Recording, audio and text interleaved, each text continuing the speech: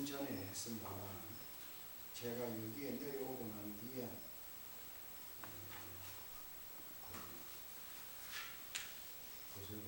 오래 전부터 잘 알고 지내는 사람 하나가 내 책을 꼭 내고 싶다. 자꾸 조계종 출판사에서 저희가 근무를 하면서 감청을 받고 그래 이 책을 냈습니다. 저는 이제 여기 그 스님들 가운데서는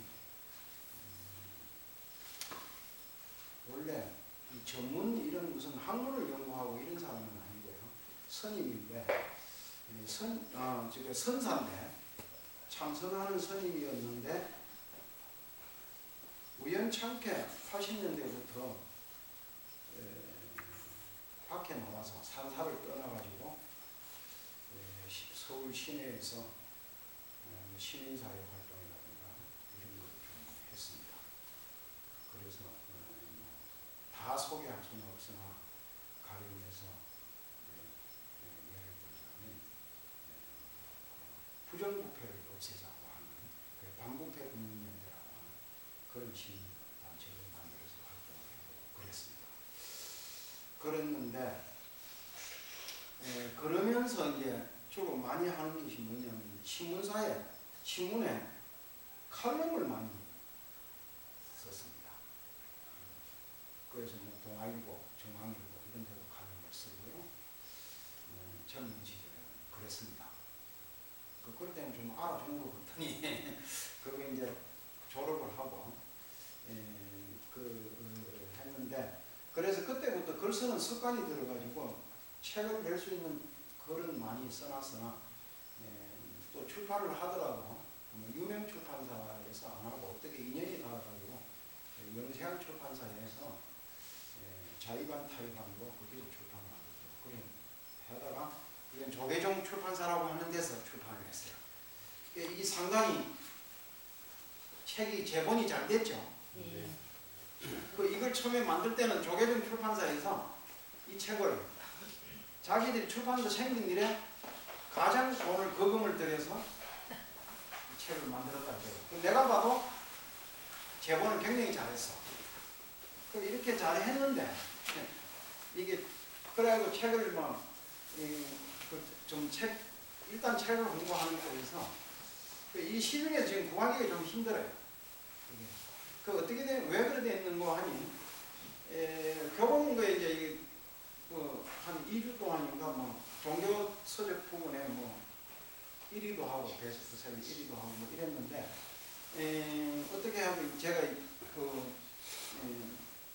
인연이 고약하다 보니까 이 출판사를 좌지우지하는 사장이 이 책을 시중에 깔지 마라 이랬다는 거예요. 나도 그거 한참 후에 알았어. 그 책을 돈 들여서 누가 만들어 놓고 왜 안 까냐 이러니까 그러면 그렇게 해서 사정이 그렇게 됐습니다. 그래가지고 그런 우유곡절이 있는 책인데 그런 거는 여담으로 하는 얘기고 이 책은 처음 보시는 분들 계실 걸로 보면 여기서 대다수들 다 처음 이 책을 보실 건데 이 책을 교재로 제가 강의를 할 거예요. 하는데 우선에 이게 책은 상당히 두툼한 것 같지만 이 안에 있는 글자 활자는 몇 개 안 됩니다. 그래서 좀 글을 느리게 읽는 사람도 한두 시간이면 다 읽고 빨리 읽는 사람은 저보다 훨씬 더 빠른 시간 내에 이 책을 다 읽을 수 있는 정도의 내용입니다. 그리고 이 안에 있는 내용은 이해할 수 있는 못할 내용은 거의 없다고 봅니다. 아주 하나도 없다 이하기는 좀 못하지만 왜냐하면 이 내용이 아주 평이하고 쉽게 되어 있어서 초등학교 한 4, 5학년 정도의 수준만 가지고 다 이해할 수 있는 정도로 아주 쉬운 내용으로 되어 있어요. 그리고 불교 내지는 서가모니 하면 불교고 불교하면 서가모니 아니겠어요? 그런데 우리는 보통 부처님이라고 이제 지칭하는데 이 부처님의 일생이라고 하는 것이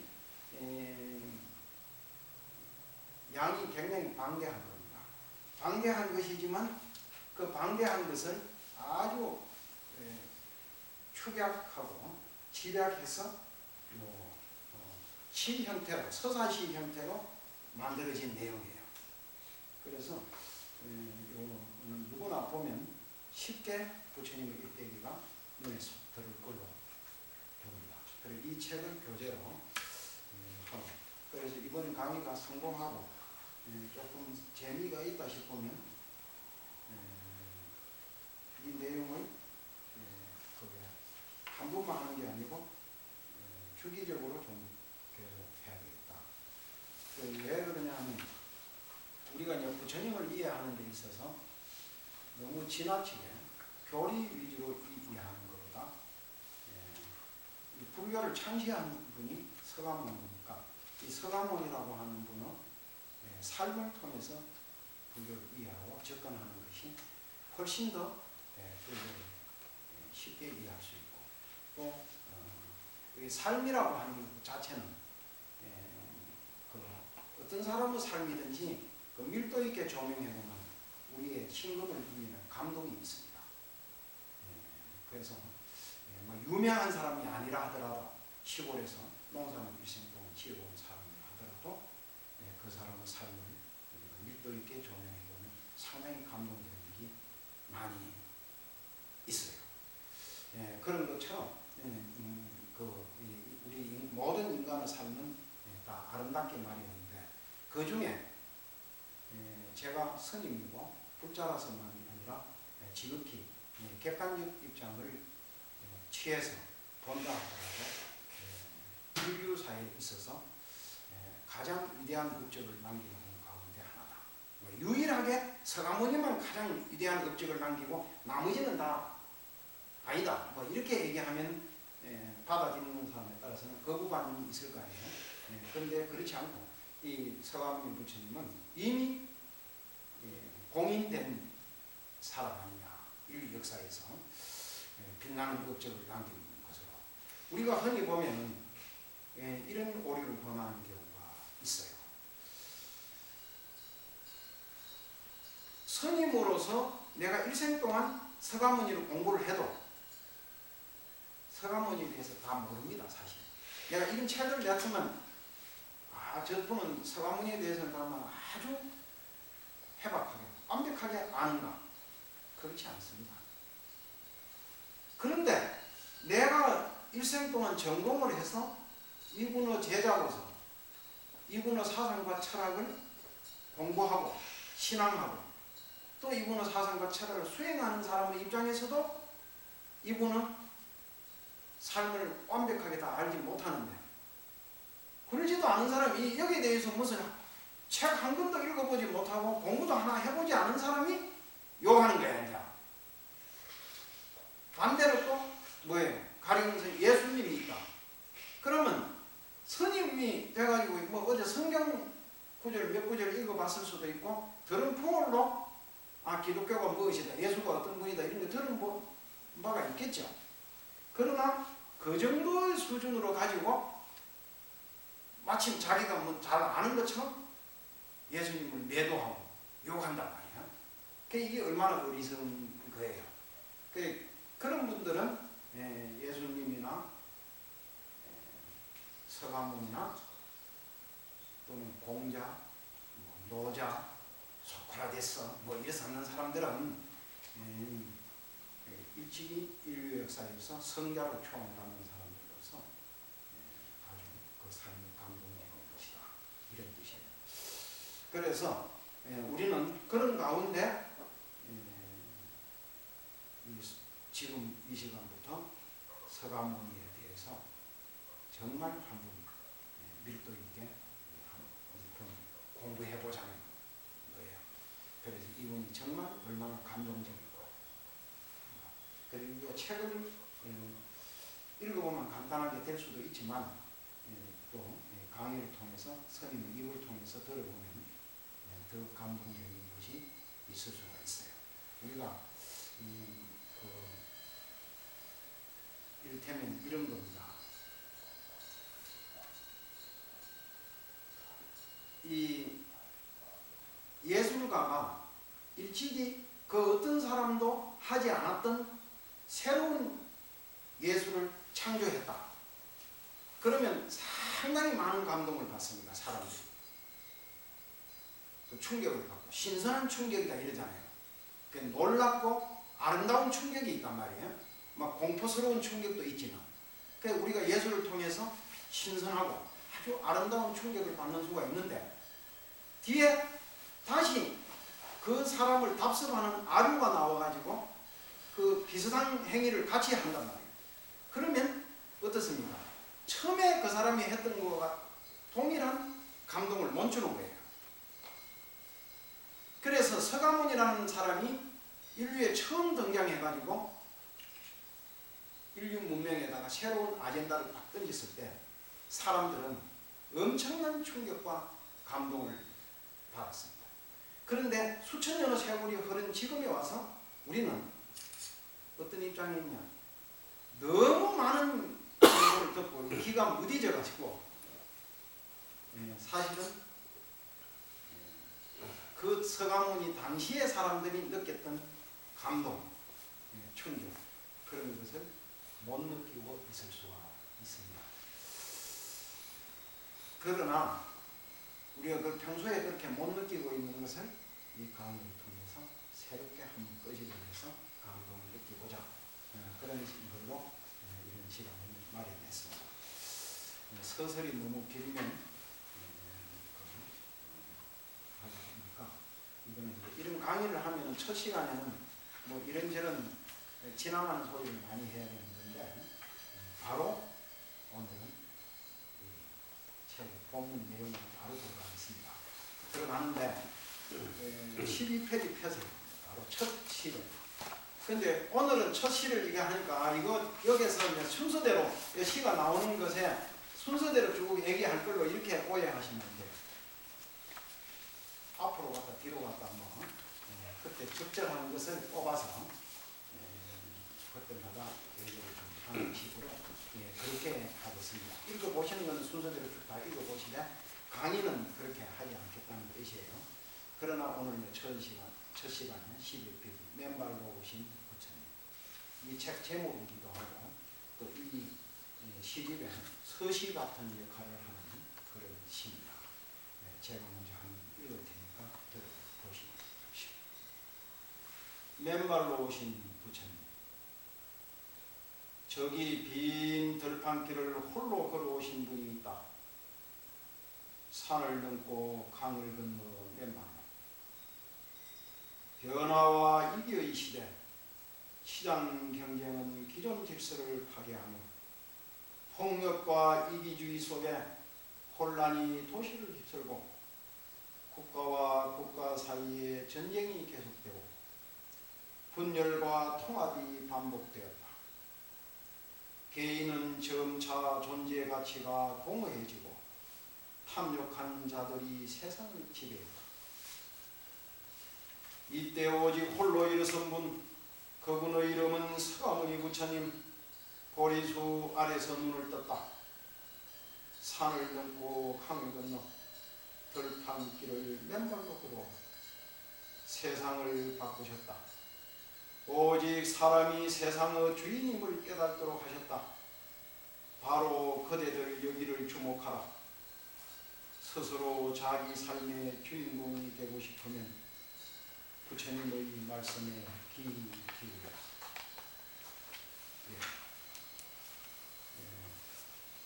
여기에 소개된 시 중에서 가장 짧은 것은 아니겠으나 대체로 짧은 겁니다. 뒤에 또 소개되는 시들은 굉장히 길고 내용이 지루할 정도로 긴 그런 시들도 많이 있습니다. 제일 끝에 바로 그대들 여기를 주목하라. 스스로 자기 삶의 주인공이 되고 싶으면 부처님의 말씀에 귀 기울여라. 여러분들이 불교에 관심을 가지고 또 내지는 서가모니의 삶에 대해서 관심을 가지는 그 순간부터 여러분들은 뭘 배워야 하느냐 하면 이분이 우리에게 던진 메시지는 가장 중요한 메시지는 뭐냐? 스스로 자기 삶의 주인공이 되라는 거예요. 그래서 우리는 어떻게 생각하면 절은 뭐 하는 데냐? 부처님을 믿는 데다. 교회는 뭐 하는 곳이냐? 예수님 그러나 또 그 말이 틀린 말은 아닙니다. 그러나 여기에는 중요한 차이가 있어요. 우리는 부처님을 믿기만 하는 것이 아니고 모두 다 부처님이 되기 위해서 절에 오는 겁니다. 그래서 여러분들이 삶의 주인공이 되고 어떤 절대 권력이라든가 전능한 능력을 가진 분의 종이 된다든지 거기에 삶을 종속시킨다든지 이러는 것이 아니라 여러분들의 삶을 여러분들 스스로 아름답게 가꾸어 나가는 그런 주인공이 되기 위해서 공부하는 것이다 하는 것을 잘 명심해 두셔야 할 걸로 봅니다. 여기에 이제 오늘 제일 중요한 강의의 주제로 삼으려고 하는 것은 변화와 이기의 시대. 시장 경쟁은 기존 질서를 파괴하며 폭력과 이기주의 속에 혼란이 도시를 휩쓸고 국가와 국가 사이에 전쟁이 계속되고 분열과 통합이 반복되었다. 개인은 점차 존재 가치가 공허해지고 탐욕한 자들이 세상을 지배했다. 이 내용이에요. 이게 어떻게 보면 고대 사회인 부처님 시대에도 이런 게 있었는가? 요즘 우리 시대를 두고 얘기하는 것 같잖아요. 또 우리 시대 통합과 분열이 반복되고 전쟁이 계속되고 이런 시대예요. 개인의 존재 가치는 공허해지고 또 뭡니까? 기존 질서는 파괴되고 있는. 우리가 지금 그렇잖아요? 여기 지금 연세 드신 분들 생각할 때 그러잖아요. 어릴 때 성장할 때에 우리 사회가 50년대라든가 60년대까지만 하더라도 농경사회, 농경을 중심으로 한 경제의 중심이 농경사회예요. 그런데 70년대 이후부터 축이, 농경사회에서 그 축이 어떻게 해요? 산업사회로 바뀌었잖아요. 이러면서 경제의 축이 그렇게 바뀌면서 이 기존 질서가 파괴되고 혼란이 일어나는 거예요. 얼마 전에 이제 울산에서 어떤 계모가 그 어부딸을 우드릭해서 죽였잖아요. 조금 있어 또 어디서 있는 저 칠곡이라는 거 하는 데서 또 두드려 죽였어요. 어제 아래인가 또 어떤 이거는 그 두 가지의 사건의 공통점은 계모라고 하는 공통점이 있었는데 이번에는 뭐예요? 친모가 자기 친아들을 그것도 무슨 특별한 뚜렷한 이유도 없고 응급실에 놀다가 자빠져갖고 체물된다는 이유로 배를 그냥 주먹으로 집어와서 내장이 파열되어서 죽었다는 거예요. 이게 왜 이런 현상이 자꾸 일어나는가? 왜? 이 이제 기존 질서. 옛날에 우리가 가지고 있는 50년대, 60년대 농업사회이기도 했지만 그때 우리 한국 사회의 기본 그 사회의 질서를 잡아주는 것은 뭐냐면 유교적 사회 질서입니다. 유교가 가지고 있는 윤리 도덕이 우리 사회를 지탱해 줬어요. 그래서 자식은 부모에게 효도하고 국가에 충성하고 그래서 그게 노인과 젊은 사람은 차례가 있고 질서가 있다. 뭐 그런 여러 가지 구석을 그런 유교적 도덕 또 유교적 윤리 이런 것이 사회를 지탱해 주는데 그게 없어져 버린 거예요. 지금 없어져 버리고 인간 그 가치를 버리지 못하고 지금도 가지고 있는 사람들이 볼 때는 이 세상이 막 개판이 돼버리는 돼 있어요. 그리고 우리가 이제 핵가족 시대에 산단 말이에요. 핵가족 시대에 사니까 핵가족 시대라는 건 뭐예요? 딱 결혼하면 부부와 아내와 남편 딱 두 사람만 살잖아요. 그런데 옛날에 대가족 사이에는 그 집안에서 먼저 문제가 발생하면은 두 사람만 딱 사는 게 아니고 여러 사람이 살기 때문에 그게 완충 역할을 해주는 사람이 많아요. 그 가령 예를 들어서 그 이번에 뭐 어디서 뭐 계모가 친딸을 그래 두드려 패서 죽었다. 그러면 거기에 할머니도 있고 할아버지도 있고 뭔가 뭐 삼촌도 있고 대가족 사이인 것 같으면 어떤 사람이 그 아무리 계모지만은 딸을 그 때려 패서 죽을 때까지 때려 패는데 그 누가 그걸 보고 있겠어요? 그런데 그 가정이라는 게 뭐예요? 딱 그 애기하고 그 공간 안에 아파트라고 하는 그 집 공간 안에 애기와 그 엄마 두 사람밖에 없는 거예요. 그래서 이것뿐만 아니고 많은 가정폭력이 일어난단 말이에요. 지금 현재 우리 사회에 보면. 그 옛날에는 그렇게 때리면 안 된다고 하는 이런 기본적 질서가 있어요. 그 사람들의 윤리가 있는데 지금 그게 무너지는 상태에서 그런 폐쇄된 공간 속에 우리가 집이라고 하는 가정이라는 게 뭐예요? 특히 농촌 사회 맹구로 이렇게 안 돼 있고 도시의 집이라고 하는 것은 철저하게 개인의 프라이버시를 보호하는 밀폐된 공간이잖아요. 거기 속에서 딱 두 사람만 있다. 그럼 거기서 폭력이 일어나도 누가 통제해주고 그걸 완충 역할을 해줄 수 있는 사람이 없는 거예요. 그래서 이 친아버지, 친딸, 뭐 친엄마, 친아들 이런 사이에도 끊임없이 갈등이 일어나고 뭐 보면은 무슨 성희롱이니 뭐 성폭행이니 뭐 이상한 것이 일어나는 것이 그런 데 원인이 있어요. 근본적으로. 이게 지금 현재 그러면서 이걸 어떻게 해결해 줄 수 있는 기본 질서에 대한 무슨 철학이라든가 무슨 사상이라든가 도덕이 없어진 거야. 지금 현재. 그런 사회 속에서 우리가 살고 있다. 그런데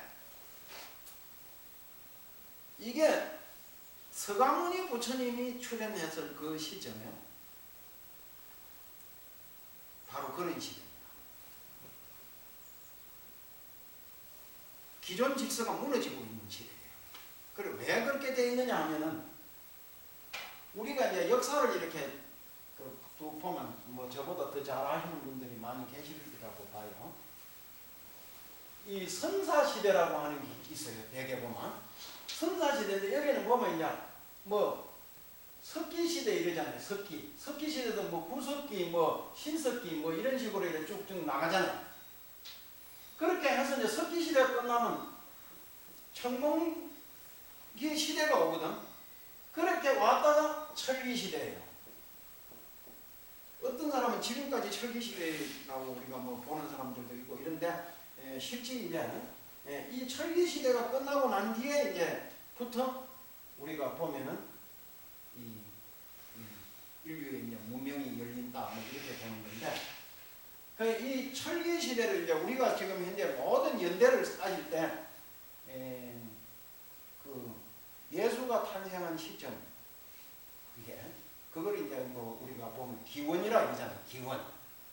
우리가 서기 1년 뭐 이래가지고 그 이전에는 뭐 기원 전 뭐 그런 기원 후 이렇게 얘기를 하잖아요. 그런데 실제는 이게 이제 예수가 그때 탄생하고 안 탄생하고 본다. 왜 그걸 많이 따르느냐 하면 로마라고 하는 나라가 굉장히 거대한 제국이었습니다. 로마라고 하는 나라가 굉장히 큰 제국인데 그 로마가 만들어 놓은 역법 그게 오늘날 서양 역법이고 그것도 중간에 많이 변경돼 가지고 그레고리 뭐라고 하는 황제 때부터 이제 그게 정착돼서 내려오는 그 역법을 사용하는 것이 그레고리 역법이라고 하는 우리가 지금 서양 양력으로 사용하는 달력이에요. 동양에도 그런 녀석이 있고 동양은 이제 대개 보면 역사를 기점을 어디다 두느냐 하면 공자라고 하는 사람이 뭐를 썼느냐 하면 춘추라는 역사책을 썼어요. 춘추. 그 춘추라는 게 이제 뭐 우리나라 지금 청와대에도 가면 뭐 그 사람은 춘추관이라는 관이 있고 뭐 그러잖아요. 그게 뭐냐면 봄 춘자 이제 가을 추자인데 이 춘추라고 하는 이 역사책을 썼는데 그걸 기점으로 춘추시대, 그 후를 전국시대 이렇게 얘기를 하잖아요. 그래서 이 역사책을 보면 그거 두 개를 합해가지고 춘추 전국시대 이래.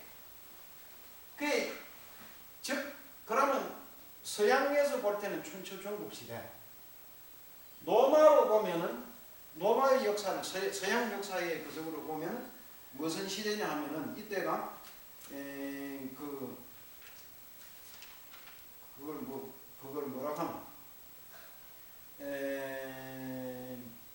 그 역사를 전공하신 분들은 나티온 동맹이라고 하는 게 있었어요. 서양에. 그게 뭐냐 하면은 이게 이제 좀그 부처님 시대를 설명하려고 하면 좀 우리가 알아야 되는 게 있는데, 나티온 동맹이라고 하는 거는 어떤 거냐 하면은 그 지역에 지금 노마를 중심으로 한 그 변두리 지역이에요.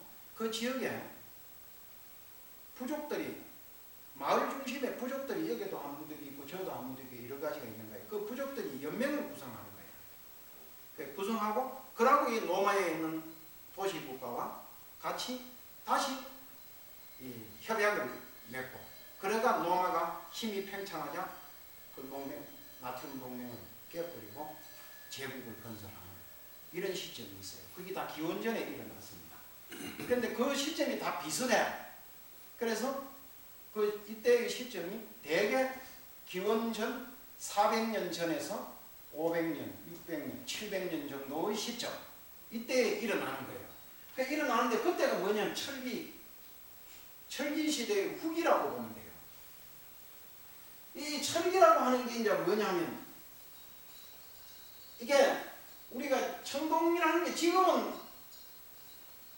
비싼 게 뭐예요? 쇠보다는 동이 더 비싸잖아요. 그런데 이게 먼저 일어난 것은, 청동기 시대가 먼저 일어난 것은 불을 발견하고 재련을 하는 기술이 있을 때 동은 그 쇠가 녹는 비점이 훨씬 더 적은 온도에서도 녹는 거예요. 이게. 그런데 철기는, 쇠는 상당히 고열 아주 높은 한 2000도, 3000도 이렇게 가지고 올 때야 쇠가 녹는단 말이에요. 그래 이걸 인류가 불을 다루면서 기술이 그 열을 높이 올릴 수 있는 정도의 기술이 발달할 때 철기 시대가 열리는 거예요. 그럼 이 철이라는 건 뭐예요? 동보다는 훨씬 더 강하다. 그러니까 철기 무기를 가진 사람과 동기 무기를 가진 이 세력이 서로 충돌을 하면 철기 가진 세력이 훨씬 이기죠.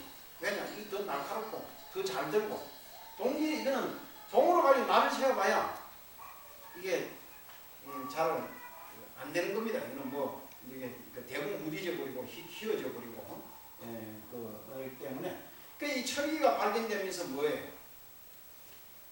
강력한 살인 무기도 되지만 이것이 농업에 투여되면서 농기구를 만들고 농업의 생산력이 굉장히 높아진 거예요.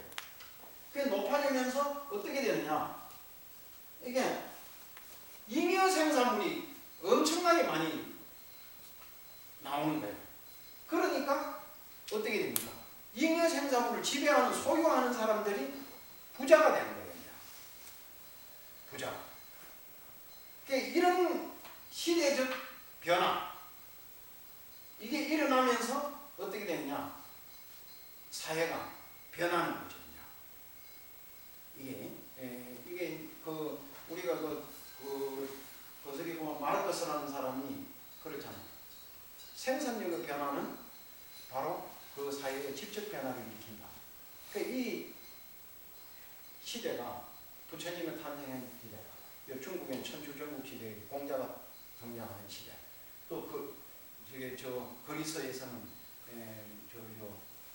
이름 뭐고 소크라테스 같은 사람이 등장하는 시대. 이때는 그렇게 해서 굉장히 잉여 생산물이 늘어나고 그걸 지배하는 사람들이 부를 축적하고 이러면서 어떤 게 있느냐 하면은 어떤 사람들이 등장하느냐 하면 직접 농업의 생산 인력이 생기니까 그건 나는 농사를 짓지 않고도 먹고 살 수 있는 사람이 생겼다는 뜻이에요. 그 농사를 짓지 않고 먹고 사는 사람들이 어떤 사람들이겠어요? 글을 읽고 지배계급에 있는 사람들이죠. 그래 이게 모든 문화가 활발하게 발전하는 거예요. 활발하게 발달하면서 어떤 그냐 하면은 문자를 활발하게 이용하게 되고, 그리고 막 책 같은 게 많이 등장하고, 그러면서 사상과 철학이 굉장히 크게 발전을 했는데, 그래서 이제 나중에 뒤에 이제 쭉 계속 좀 얘기를 할 겁니다만은, 어떻게 했냐면 부처님 당시에 어떤 계급이냐면 사문이라고 하는 새로운 집단이 등장하는 거예요. 이 사문이라고 하는 것이. 그 우리가 지금 스님들을 보면 사문이라고 그러잖아요. 사문. 이 스님들을 사문이라는데, 이 사문은 부처님이 제자들한테만 사문이라는 게 아니에요. 오늘날은 우리가 부처님 제자들만 사문이라는 명칭을 주는 것 같지만, 부처님이 출가하시기 이전에부터 사문이 있었어요. 이 인도 같은 데는 이제 인도는 문명의 발생지로서 문자도 인류 역사에 가장 먼저 문자를 사용한 지역이라고 그러고, 겐지스강을 중심으로 한 그게 굉장히 우수한 문명이 있었다고 하는 것이 이제 오늘날 인류학자들이 다 얘기하는 건데, 이게 인도의 문명이 참 재미있는 게, 이 사문이라고 하는 사람들은 이게 어떻게 되냐면 밥을 국을 해 먹는 사람들이야. 거지야. 거지요.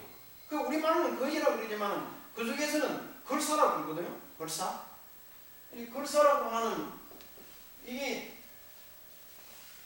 그러면서 즉 생산력에 종사하지 않고 밥을 국을 해 먹을 수 있는 것은 뭐냐? 다른 사람이 국을 하는 사람이 밥을 달라 그러면 줄 수 있는 여유가 생긴 거란 말이에요. 일반 사람들이 경제력이 발달해가지고. 그래 이 사람들이 뭐냐? 이 사람들은 명상만 하는 거예요. 명상만. 그러니까 새로운 세계, 새로운 의식 세계를 추구하는 사람들이 등장한 거죠. 이런 집단이, 그러면 중국이나 이런 데도 다른 여러 가지 문명권에서도 마찬가지예요. 중국에도 뭐예요? 춘추 전국시대에 있는 공자 같은 사람 뭐예요? 생산력에 종사하는 사람이 아니거든.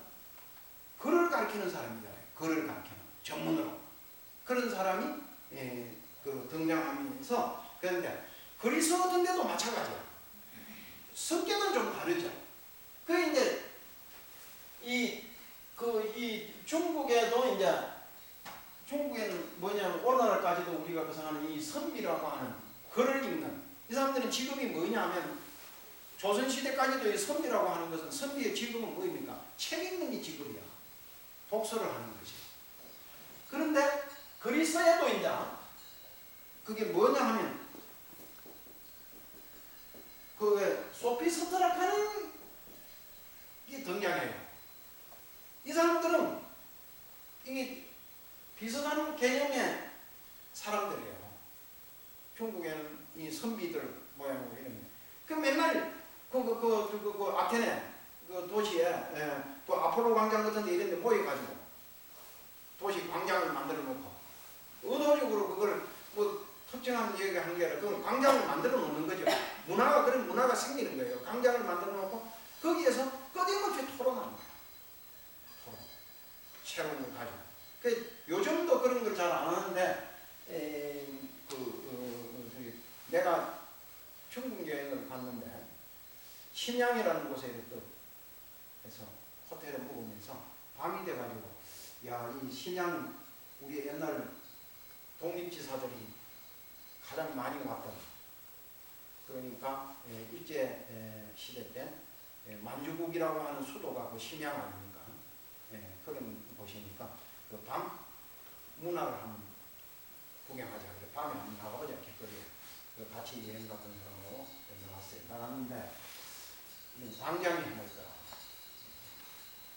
길 가운데 노타리 복판에 광장을 만들어놨어요.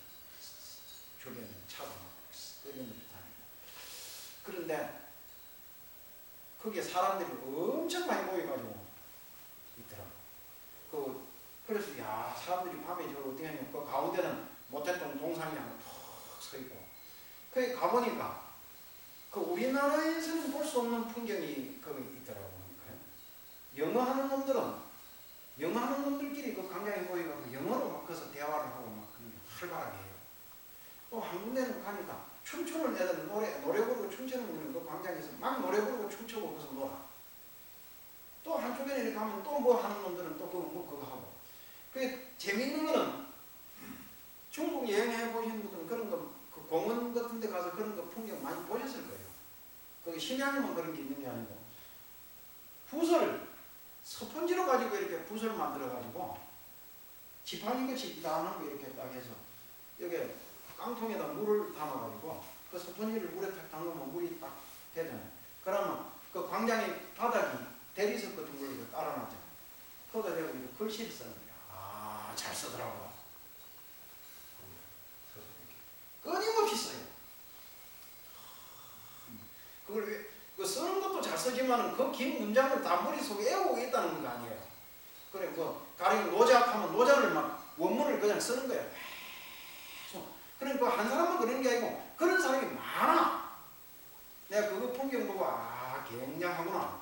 이게 중국 놈들 앞으로 참 겁나는 놈들인데 내가 그런 걸 느꼈는데 그런 것처럼 이렇게 모여가지고 그런 이 소피스트들이 모여가지고 막 토론하고 하는 그런 문화가 등장을 했다. 하는 겁니다. 그런데 이 시간 그런 때에 이제 하다 보니까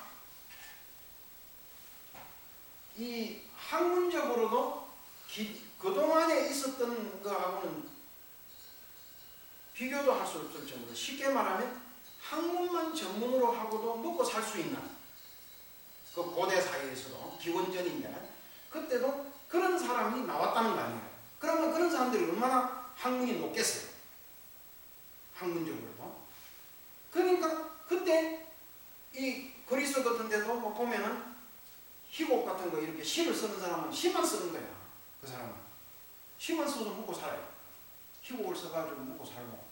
그런 사람들이. 그러고 이제 철학 같은 걸 뭐 이런 걸 하고. 그러면 또 이 사람이 명성을 떨치면 그 사람을 찾아서 제자들이 모여가지고 그 학교가 힘든데 그걸 이렇게. 그러니까 소크라테스 같은 사람도 그게 턱 가서 광장에 나와가지고 앞으로 광장 같은 데 그런 데턱 나와가지고 또 서면 그 사람이 젊은 사람들이 쭉 모이는 거야. 그러니까 이제 썰을 푸는 거 아니에요. 막 자기 그런데 재밌는 게 소크라테스 같은 사람은 재밌는 게 자기 사상과 철학을 얘기하는 게 아니고 이 사람은 새로운 걸 얻어낸 것이 계속 뭘 알고 있어? 예. 아, 물은 높은 데서 밑으로 흐른다는 사실을 저는 알고 있습니다. 가령해서. 그래? 그게 사실이야. 그 물은 반드시 위에서 높은 데서 밑으로만 흘러? 그것도 이 사람은 의문을 제기하는 거죠. 근데 어떻게 보면 물이 어떤 대공 같은 걸 타면 밑에서 위로 올라서 옆으로 이렇게 흐르잖아요. 그런 끊임없는 정말에서 새로운 의문을 제기하는 그런 것을 해가지고 유명해진 거예요. 또 공자도 중국에서 공자 같은 사람도 제자가 3천이 넘었다 이거거든요. 그러니까 말년에 배설 같은 걸 해보고 싶어서 그렇게 돌아다니다가 나중에 이제 나이가 들어가지고 60 중반에 돼서 이제 고향으로 돌아와가지고 자기 고향 그 곡부로 돌아와서 거기에서 제자들을 가르치잖아요. 그러면 그때 그게 그 수많은 제자들이 와서 공부를 하는 가르치는 스승도 있었다 하지만은 그걸 그렇게 할 때 그걸 학구열을 가지고 와서 공부하는 그룹이 형성됐다고 하는 것은 그 사회가 굉장히 그게 문화적으로 높은 수준으로 발전하는 그런 시기다 하는 겁니다. 그런데 거기에서 이제 이런 시대적 변화가 진행되고 있을 때 이제 서가모니 부처님이 등장한 거예요. 그래서 어떤 의미에서는 적절한 시기이기도 하지만 시대가 위인을 요청하고 있기도 했다. 그래서 약간의 차이는 있지만, 약간의 차이는 있어요. 그 보면은 그 우리가 이제 아까 기원이라고 했으니까 기원전 거석으로 보면은 지금 현재 불기 2500 몇 년이에요? 58년. 나는 이거 참 거기는 잘 모르겠는데 1958년 2500 2400 2558년. 그런데 7년 아닌가요, 스님? 예? 2557년. 네, 이게 여기서 또 내가 한 가지 좀 얘기하는데, 그 우리가 어떤 걸 알아야 되냐 하면은 조금 있으면 4월 초까지 돌아오죠. 이제 현대인들은, 우리는 한 가지 전문가가 아닌 사람들은, 전문가는 이런 거 다 압니다. 근데 전문가가 아닌 사람들은 착각하는 경우가 많아요. 이게 뭐냐 하면 마침 우리가 사용하는 날짜가 오늘이 뭐예요? 4월 오늘 며칠요? 13일이야. 4월 13일이다. 그러면 이 4월 13일이라고 하는 이걸 우리가 지금은 우리가 모든 사람이 보편적으로 사용하고 있잖아요. 근데 고대 사회에서는 인도 사람이 사용하는 역법이 다르고, 로마 사람이 사용하는 역법이 다르고, 중국 사람이 사용하는 역법이 다를 거 아니에요. 그리고 다르기도 하지만 같은 중국 사람도 중국 시대에 사용하던 역법, 또 나중에 한나라 되면 한나라 때 사용하던 거, 뭐 되면 다 다릅니다. 지금 현재 우리가 사용하는 이 음력의 역법은 최종적으로 정리된 것은 청나라 때 와서 정리됐다. 완전히 정리됐어요. 정리돼가지고 이 태양이 지구를 지구가 태양을 중심으로 돌잖아요. 자전과 공전을 같이 하는 건데, 이것을 가장 정확하게 맞추고 있는 것은 양력도 아니고 음력, 지금 현재 우리가 사용하는 음력에 가장 정확하게 맞추고 있어요. 지금 현재 사용하는 게. 그래, 이게 이루어진 거는, 이렇게 완벽하게 이루어진 건 우리나라로 보면 고종 때 그 청나라에서 그걸 가져왔거든요. 근데 그 전에 그 말은 무슨 말이냐 하면은, 우리가 고종 이전에 조선시대 때 사용했던 역법의 시간이라든가 그것하고 지금 우리가 지금 하고 있는 거하고는 엄격한 의미에서 일종의 차이가 있다는 뜻이에요. 뜻인데, 그래 이제 우리가 불기하는 것도 지금 이제 2558년 이까지만 2558년도가 정확하게 맞는 거냐 이렇게 하는 건 어떤 사람도 그걸 할 수가 없어요. 나중에 중간에 좀 가면 내가 주소 따라오는데 그게 자세한 설명한 게 하나 있는데, 지금 현재 불교는 그 연대를 어떻게 측정하느냐 하면은 아소카라고 하는 왕이 있습니다. 부처님 당시에 통합과 분열이 반복되기만 했지 완전히 통일국가를 못 이뤘습니다. 인도에도.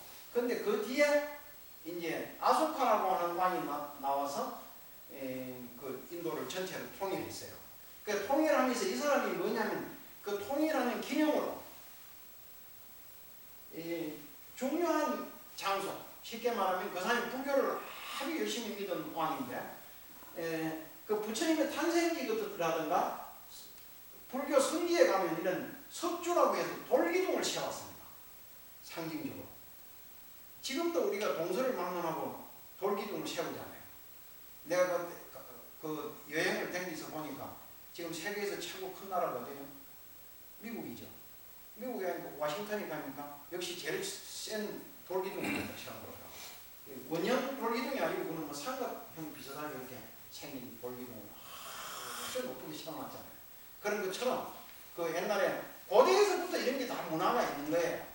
그때 이런 문화의 형이 이미 서가모니 부처님이 탄생하고 공자가 탄생하고 무슨 이런 그럴 때에 이 형이 다 형성됐어요. 단순히 철기 시대라는 게 쇠만 생산되는 것이 아니고, 오늘날 우리가 이 건물을 짓는데 이런 콘크리트로 집을 짓잖아요. 이 기원전에부터 또 콘크리트를 사용했습니다. 로마 같은 데서는. 그러니까 사람들은 막 건물을 2층, 3층 그냥 우리 지금 모양으로 막 수십 층이 되는 고층 빌딩을 짓는 건 아니지만 거대한 건물을 만들 수가 있었죠. 그 당시에. 그러니까 우리는 그에 비해서 목조 같은 걸로 콘크리트를 못 사용하니까 나무로만 지니까 우리는 뭐 누각 같은 거 이런 것은 2층으로 짓는 건물이 있기는 하지만 실제 실생활에 사용하는 건물은 2층 건물이 없는 나라야.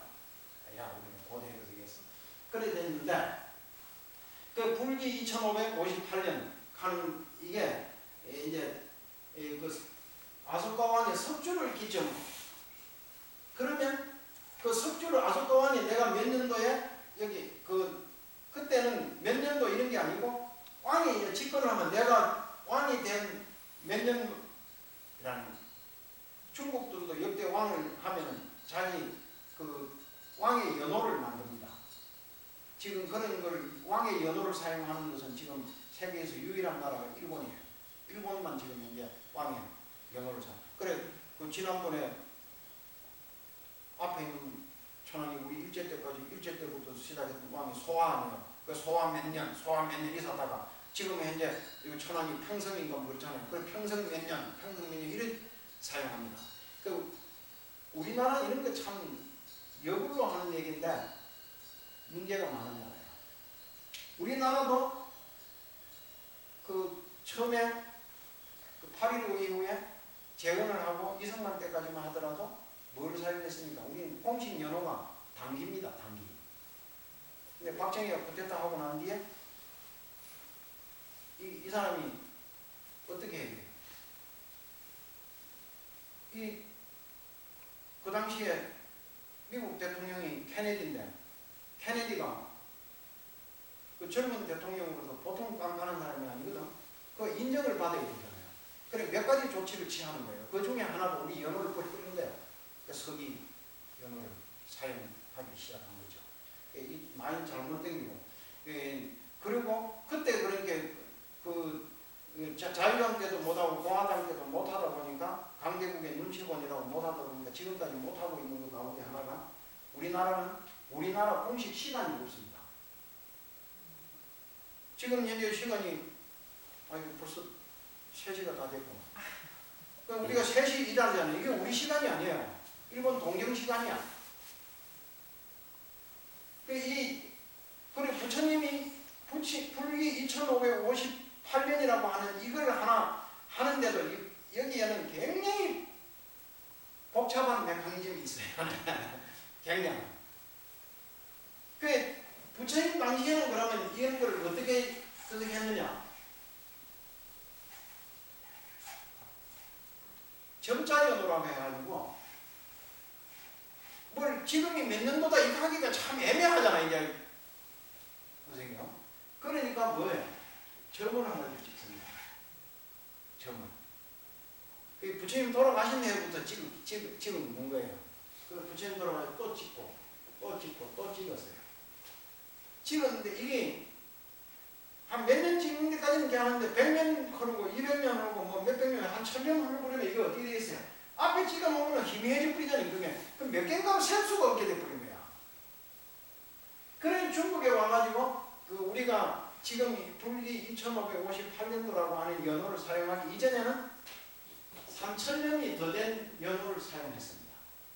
이 연호에 의해서 점자 연호라고 해서 그 연호에 의해서 그렇게 했는데 그게 정확도가 떨어진다 이래가지고 그래 한 500년 줄어가지고 지금 불기 2558년 이렇게 사용하는데 그러고 이제 4월 8일 하는 거 이것도 부처님이 지금처럼 꽃이 피는 계절에 탄생하신 것만은 분명해요. 그 기록에 의하면 무수꽃이 활짝 피는 때에 탄생하셨다 이래 돼 있으니까. 그러나 날짜로는 지금 현재 우리가 사용하는 음력 날짜의 4월 8일이라고 하는 것은 이거는 정말 불특정한 그런 하나의 약속에 의해서 사용하긴 하지만 애매한 내용이 많이 있다. 그건 다음에 또 한번 얘기할 기회가 있을 걸로 보고 그때 부처님이 이제 어쨌든 간에 지금으로부터 2558년도에 태어나셨어요. 근데 우리가 지금 2558년 불기 2558년 서가모니 탄신일이다. 이 칸 것도 또 안 맞는 부분이 있어. 거의 정확하게 그렇게 날짜가 맞아간다 하더라도 이거는 뭐냐면 부처님이 돌아가신 날부터 기점을 삼아서 기록한 불기연도예요. 그런데 그 부처님 탄생은 부처님 나이도 또 85세로가 있으니까 그걸 역산해서 올라가야 될 거 아니에요. 그런 문제가 있다. 하는 겁니다. 그래 하여튼 그때에 탄생하셨는데 그 시점에 이제 부처님이 연대적으로는 가장 문제예요. 먼저. 그리고 이제 그 부처님은 이제 거기에 보면은 기원전 그 우리가 지금 불기 2558년도 익하면은 그걸 중심으로 확산하면 약 한 기원전 600년 시점에 부처님이 탄생하셨다 이렇게 봐야 되는데 그 뒤에 다시 또 누구냐 공자가 태어난 거는 그게 뭐 기원전 한 500년 또는 소크라테스가 태어난 거는 기원전 한 470년 뭐 이런 그 비슷한 한 100년 그래 예수가 탄생한 것까지 합하면 거의 한 5, 600년 상간에 이게 굉장히 발랄하게 이제 그런 성자들이 태어났는데 뭐 시간이 다 됐으니까 마무리 끝으로 마무리하는 거여서 이게 이제 그 지금 우리나라에는 그 학문이 크게 발전하지 않았었어요. 그게 뭐냐 하면 지금 현재 우리가 지구라고 하는 땅덩어리를 놓고 보면 바다가 있고 대륙이 있잖아요. 대륙이 있는데 이 지구를 다 버릴 수는 없지만 대충적으로 하면 우리가 중국이라고 하는 큰 땅덩어리가 있고 인도라는 땅덩어리가 있고 저기 시베리아를 중심으로 러시아라는 땅덩어리가 있고 저쪽에 가면 또 유럽이라고 하는 게 있고 그 중간에 또 뭐 중앙아시아니 뭐 이래갖고 중동이니 뭐 하는 이런 땅덩어리가 있잖아요. 근데 이게 한 덩어리로 되어 있잖아요. 싹 다 지금 현재 한 덩어리로 되어 있지만 이쪽에는 아시아 저쪽에는 유럽 이러지만 땅덩이가 붙어 있잖아요. 그래서 이 땅덩이가 붙어 있는 이 대륙판 이 큰 땅덩어리를 통합해서 역사를 연구하는 것을 유라시아 그 역사라 그래요. 유라시아 유럽과 아시아 이 역사를. 그래서 이게 내 그 사람 이름을 잊어먹었네. 뭐 한 사람이 하나 있어. 그 감옥에도 갔다 오고 간첩으로 몰려가지고. 우리나라는 좀 똘똘한 거 좀 쓸만한 놈이면 이상하게 사상으로 걸어가지고 감옥에다 집어넣는 그런 오랜 습관이 있어요. 그건 조선시대부터 그래. 조선시대부터. 아니 조선시대부터 뛰어난 학자고 오면 똘똘한 놈치고 재수명을 다 하고 죽은 사람이 없어요. 보면은. 그냥 무슨 이상하게 몰려가지고 요즘 말로 하면 자파로 몰려서 그냥 죽는 거야. 죽는데 그 사람도 뭐 이름이 뭐 유성기를 하는 무슨 한 사람이 있어. 이 사람이 중국에서 태어나가지고 북한에 가고 김일성 대학을 나오고 다시 저쪽에 아랍에 가고 뭐 아랍에 무슨 국립대학을 다니고 예? 그런 사람 있죠.